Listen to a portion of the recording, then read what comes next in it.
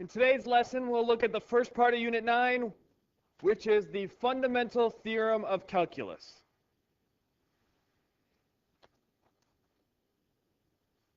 The things that we'll use today, specifically the second part of the fundamental theorem of calculus, will be the major thing that we will use in the second half of this year. So, what the fundamental theorem of calculus does is it establishes a connection between the two branches of calculus. So the two branches, what we did the first half of the year was derivatives, differential calculus, and then what we've started to look at now, integral calculus, or integrals. Now, differential calculus came about because people started looking at the tangent line problems that we looked at. And then integral calculus came about because people started looking at areas under curves. Well, the big aha moment was when people realized those two things were connected. And we're going to see how they're connected today. So the first fundamental theorem of calculus. We're going to define g of x to be the integral from a constant a to x of some function f of t. So in reality, what this is saying, that integral is the area from a to some number. The reason it's got an x is you could do, say a was like 2. You could do the integral from 2 to 3, or 2 to 4, or 2 to 5, or 2 to 6, where x is that second number.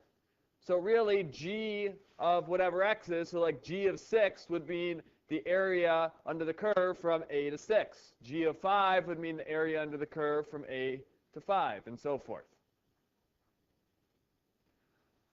Well, what this states is if we have that equation that g of x is equal to our integral from a to x, provided that x is between a and b, and that we're continuous on the closed interval ab, and differentiable on the open interval, then what we can conclude is that g prime of x will equal f of x. Essentially, what that is saying is if you take the derivative of g, we know that should be g prime of x. And if you take the derivative of the other side, you're left with f of x. Well, keep in mind that integral there was an area function.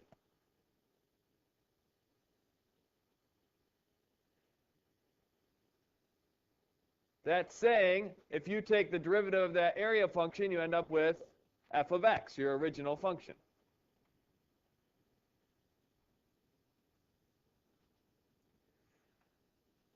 So in reality, what we're saying is if you first integrate f, so we thought of it as f of t. If you take the integral of f and then take the derivative, you will get back to the original function. So basically, those things are undoing each other.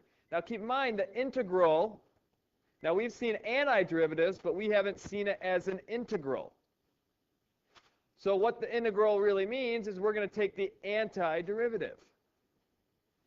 So if you integrate and then take the derivative, you'll get back to the original function. So they basically undo each other. That was part of the big aha moment. Now let's look at an example of that. This part represents our f of t, and we've got our g of x. Well, our rule says that g prime of x, which is what we want to find the derivative, should equal f of x. Well, that means g prime of x equals our function f, but with x's in it instead of t's. So g prime of x will equal the square root of 1 plus x squared. And that's it. The first fundamental theorem of calculus is quick. It's just recognizing that there is a link between the integral and the derivative.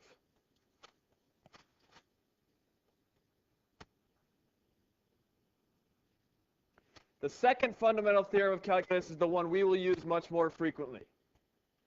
What that one says is if you take the integral from a to b of some function lowercase f, that value, now keep in mind that value is an area, so that area can be evaluated by just doing the antiderivative at b minus the antiderivative at a. Because remember, capital F is the antiderivative. And this is really a simple rule. We know all our antiderivatives rules from earlier. So if we just take the antiderivative of our function and sub in b, take the antiderivative and sub in a, and subtract the two, that will give us the area under the curve, which is huge. It makes our life a lot easier. We don't have to go through and show it with like limits like we did with that x squared one. So capital F is the antiderivative of lowercase f, or in other words, lowercase f is the derivative of capital F. So if you have your antiderivative and take the derivative, we know that should equal lowercase f. That's how we checked last unit. And this is huge. This is what we're going to be using in many of our problems for the rest of the year. So just to summarize, our first fundamental theorem there on the top said that if we had g of x equal to our integral from a number to x of f of t, then the derivative g prime of x would equal that same function, but with x as the variable rather than t. And then the second one says if you take the antiderivative and sub in your endpoints, sub in b first and then a second, and subtract them, that will give you the area that is underneath that curve. So let's look at an example. Our second fundamental theorem of calculus says take the antiderivative and then plug in our a and b. Well, our antiderivative is e to the x. Now I'm going to introduce some notation, which we'll see on the next slide. After you take the antiderivative, you then put a little bracket to show that it still needs to be evaluated. We know we now have to do our antiderivative at b minus our antiderivative at a.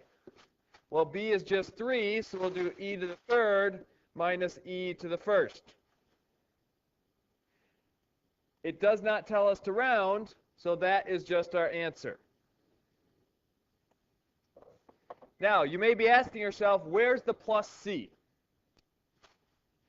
When you have a definite integral and you're taking the antiderivative, you don't need the plus c, and here is why. Technically, our antiderivative of e to the x would be e to the x plus c. When we sub in the plus c, and then we'll have minus e to the 1 plus c. Well, when we plus c minus e to the first minus c. Well, notice the c's will cancel out, and that will always happen. So that's why when you're doing the integral, you don't have to worry about the plus c. Only if you're taking the antiderivative on its own. If the question just says find the antiderivative. If you're taking the integral, which represents the area under the curve, you don't need the plus c.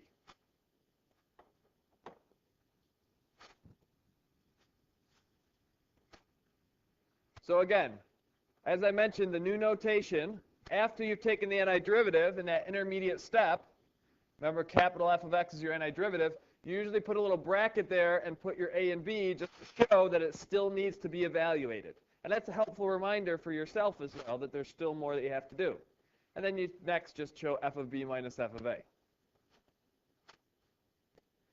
Now, two other common notations you might see is sometimes instead of putting a bracket on the right side, they'll just put a vertical line, and other times they'll put the whole thing in brackets and put the a and b. But all of those three of those just mean you've taken the antiderivative now you still have to sub in the b and the a to find the actual numerical value of the area under that curve.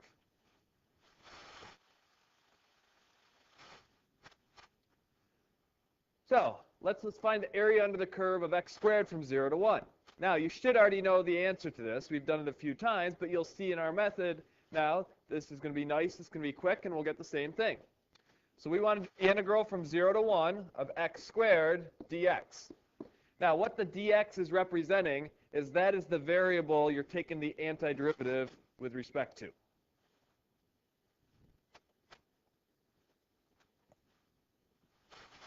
Our antiderivative of x squared, well, we'll have x to the third, and we'll have the reciprocal multiplied out front, so we'll have 1/3. We'll have to evaluate that from 0 to 1. So now we'll just plug each of those in. We'll have 1/3 times 1 to the third minus 1/3 times 0 to the third. Well, the 0 is going to wipe out, and 1/3 times 1 to the third is just 1/3. And that's the exact same answer we got when we did it out the wrong way using our formulas and with the limits.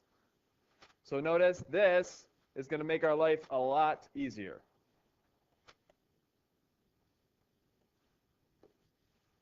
Let's look at some more examples. Let's evaluate from 3 to 6 the integral of dx over x. Now what this really is, and it'll be easier to see, is let's write this as 1 over x and then the dx. What we're really doing is we're finding the area under the graph of 1 over x in between 3 and 6. Well, 1 over x, we need to recognize that that is the natural log. So our antiderivative is natural log of the absolute value of x, and we're going to evaluate it from 3 to 6. So that's just the natural log. When you plug the 3 in, absolute value of 3 is 3. Or sorry, plug the 6 in first. Absolute value of 6 is 6. Minus, when you plug the 3 in, absolute value of 3 is 3.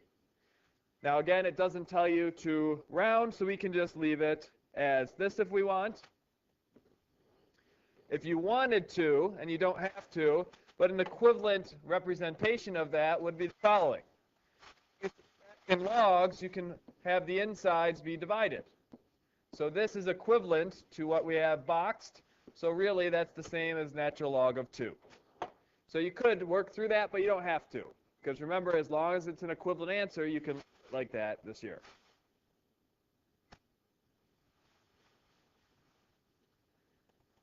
Next example. So we've got to take the antiderivative. So we'll have x to the 6th. Multiply out front by the reciprocal 1/6. We'll have x to the 4th. Multiply out front by 1/4. We'll have -2/4, which is -1/2.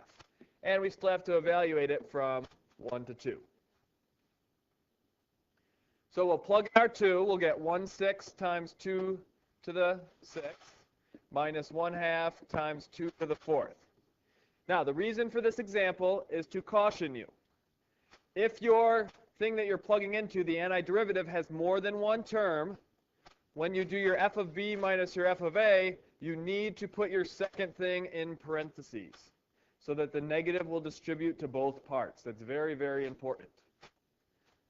When we put in our 1 now, we'll have 1/6 times 1 to the 6th minus 1/2 times 1 to the 4th.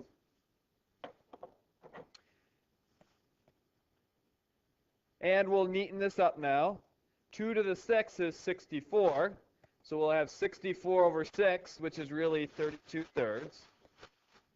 2 to the 4th is 16 divided by 2, or taking half of it, is 8. Then we'll have minus, and in parentheses we'll have 1/6 minus 1/2. And again, you could do this all on your calculator if you wanted. If you did it by hand, we could get a common denominator of 6. Minus 48/6. As I'm getting the common denominator, I'm going to distribute the negative, so we'll have a minus 1/6, because we already had the common denominator there, and then plus 3/6. And when you combine all those, you will get 18/6, which is 3.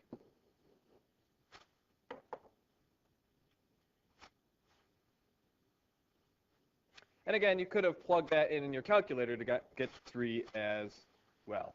What I would need to see on a test or quiz, I would need to at least see this step. And then if you have that, then you could just go right to an answer if you wanted. Again, the reason for this example is to caution you, if you have more than one term in your antiderivative, make sure you put the second part in parentheses so that you remember to distribute the negative. Next one, we'll look at a trig example.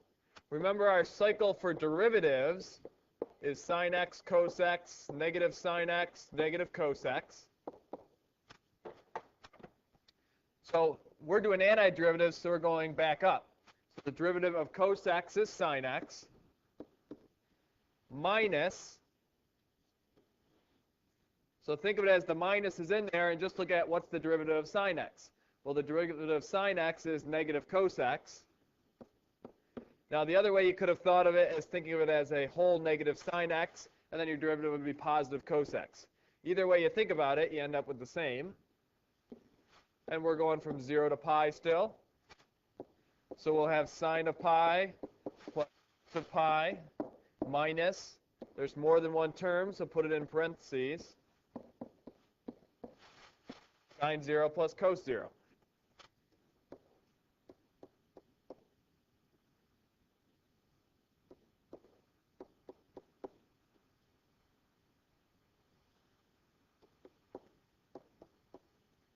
Okay, so the top one there is our sine, the bottom one there is our cos. Sine of pi, we are at 0. Cos of pi, we are at negative 1. Minus sine of 0, we are at 0. And cos of 0, we are up at 1. So this is really a minus 1 minus a 1. So in the end, we just end up getting negative 2. So remember, when we're doing these integrals, what we are really finding is the area under our curve. This is saying the area under the graph of cos x minus sine x is negative 2 when we go from 0 to pi.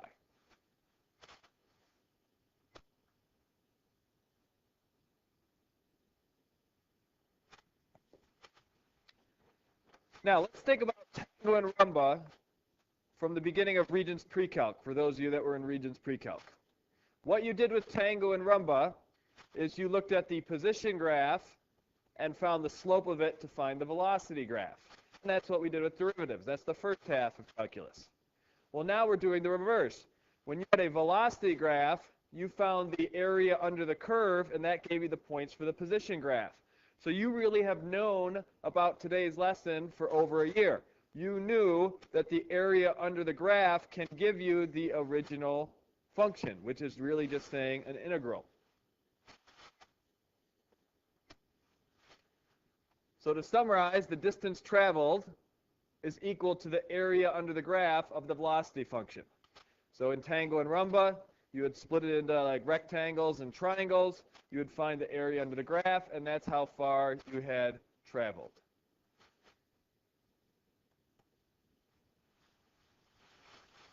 That's all for today's video. We'll see you next class, period.